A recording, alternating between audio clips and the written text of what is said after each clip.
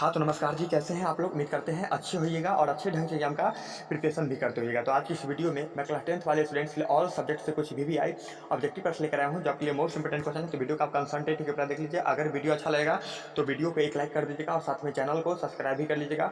Total प्रश्न 40 प्रश्न है और ये 40 प्रश्न आपके लिए मोस्ट इंपोर्टेंट प्रश्न है, तो वीडियो को फुल देखिएगा, क्योंकि ये सारा प्रश्न जो है ना, ये प्रीवियस में पूछा गया है। तो वीडियो को फुल देखिएगा।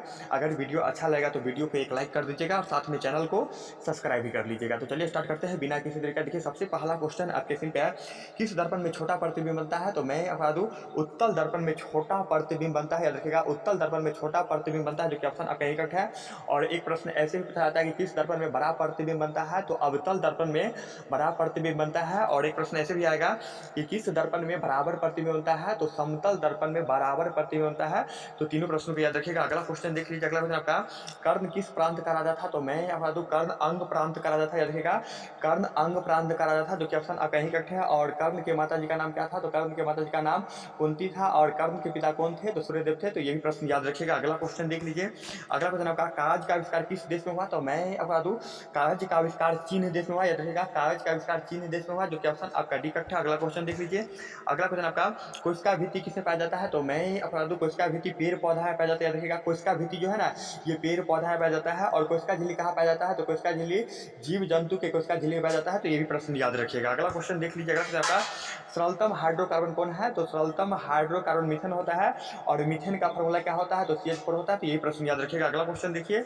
अगला क्वेश्चन आपका, यदि अल्फा और बीटा बहुपद x square minus 4x plus 3 के मूल हो तो 3 अल्फा प्लस 3 बीटा का मान क्या होगा? इसका आंसर कमेंट सेक्शन में। अगला क्वेश्चन देख लीजिए। अगला क्वेश्चन आपका, जार शाही कहाँ थी? तो जार शाही रूस में थी। याद रखिएगा, जार शाही रूस में थी, जो कि ऑप्शन आपका यही करेक्ट है। अगला क्वेश्चन देख लीजिए।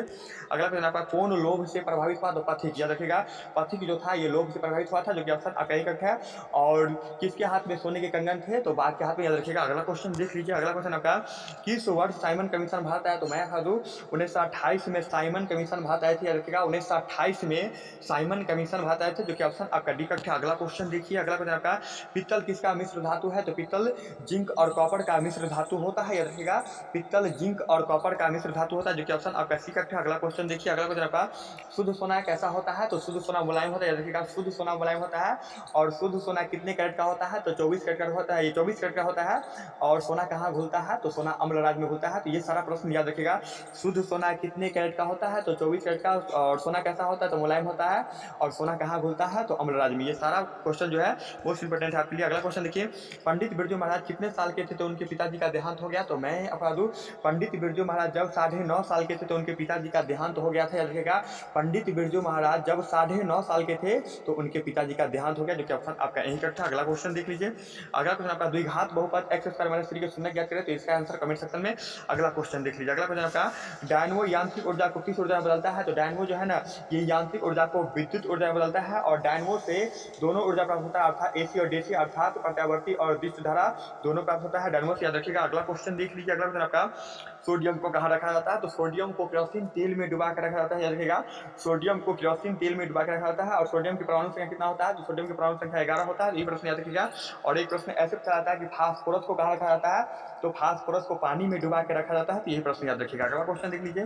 अगला क्वेश्चन आपका, अलस्य कथा पाठ कहाँ से संकलित है? तो अलस्य कथा पाठ ये पुरुष परीक्षा से संकलित है। याद रखिएगा, अलस्य कथा पाठ पुरुष परीक्षा से संकलित है, जो कि ऑप्शन आपका बी करेक्ट है।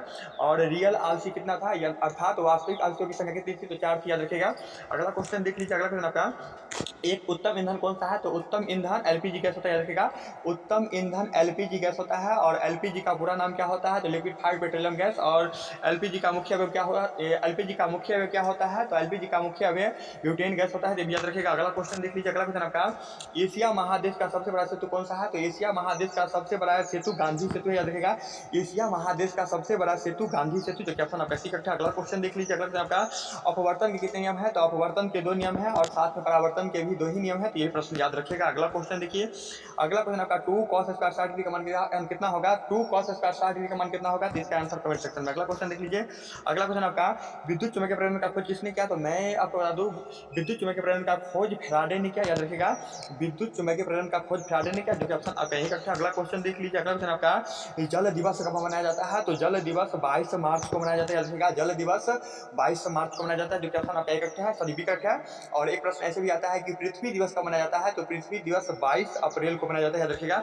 अगला क्वेश्चन देख लीजिए। अगला अगला क्वेश्चन आपका, गुटेनबर्ग ने सबसे पहले किस पुस्तक की छपाई की? तो मैं अपना दूं, गुटेनबर्ग ने सबसे पहले बाइबिल पुस्तक की छपाई की। और गुटेनबर्ग का जन्म कहाँ हुआ? तो जर्मनी में हुआ। तो ये प्रश्न याद रखिएगा। अगला क्वेश्चन देखिए, अगला क्वेश्चन आपका, रक्त में आयरन की कमी से कौन सा रोग होता है? तो मैं अपना दूं, रक्त में आयरन की कमी से एनीमिया रोग होता है। और विटामिन डी की कमी से कौन सा रोग होता है? तो इसका आंसर आप हमें कमेंट सेक्शन में बताइएगा।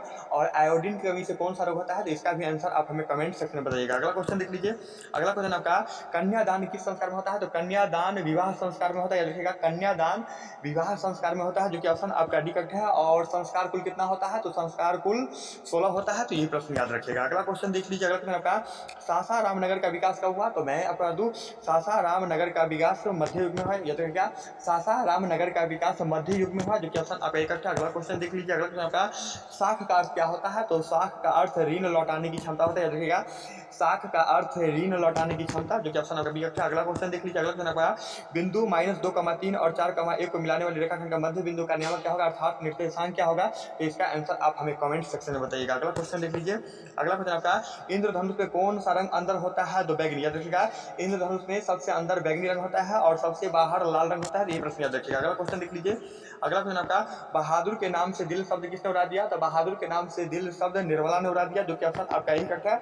और एक प्रश्न ऐसे भी आता है कि बहादुर कहाँ के रहने वाले थे? तो बहादुर नेपाल के रहने वाले थे। और एक प्रश्न ऐसे भी आएंगे कि बहादुर के बाप कहाँ मारा गया था? तो बहादुर के बाप युद्ध में मारा गया था। तो यही प्रश्न याद रखिएगा। अगला प्रश्न देखिए, अगला प्रश्न आपका, WTO का विस्तृत नाम क्या है? तो WTO का विस्तृत नाम वर्ल्ड ट्रेड ऑर्गेनाइजेशन होता है, जो कि ऑप्शन आपका ये बी रखे। याद रखिएगा, वर्ल्ड ट्रेड ऑर्गेनाइजेशन, जो कि ऑप्शन आपका बी रखे है। अगला क्वेश्चन देख लीजिए, अगला क्वेश्चन आपका, दधीची की हड्डी से क्या बनता है? तो दधीची की हड्डी से इंद्र का वज्र बनता है, जो कि ऑप्शन आपका सी रखे। याद रखिएगा। अगला क्वेश्चन देख लीजिए, अगला क्वेश्चन आपका, हदामती दर्पण में किस दर्पण का उपयोग होता है? तो इसका आंसर कमेंट सेक्शन में। अगला क्वेश्चन देखिए, अगला क्वेश्चन आपका, अगला क्वेश्चन, 7,-3 में एक्स का नियामक क्या होगा, यानी एक्स का निर्देशांक क्या है? तो एक्स का निर्देशांक पहला वाला होता है, जो कि ऑप्शन आपका यही करेक्ट होगा, ये 7 होगा। और वाई वाला जो है आपका, ये वाई का निर्देशांक हो जाएगा, ये सेकंड वाला जो -3 जो देख रहे हैं, ये आपका वाई का निर्देशांक होगा। अगला क्वेश्चन देखिए, अगला क्वेश्चन आपका, बहुजन समाज पार्टी के संस्थापक कौन थे? बहुजन समाज पार्टी के संस्थापक कौन थे? तो मैं पढ़ दूं, बहुजन समाज पार्टी के संस्थापक काशीराम थे, जो कि ऑप्शन आपका बी करेक्ट है। अगला क्वेश्चन देख लीजिए, अगला क्वेश्चन आपका, बिरजू महाराज का संबंध किस घराने से था?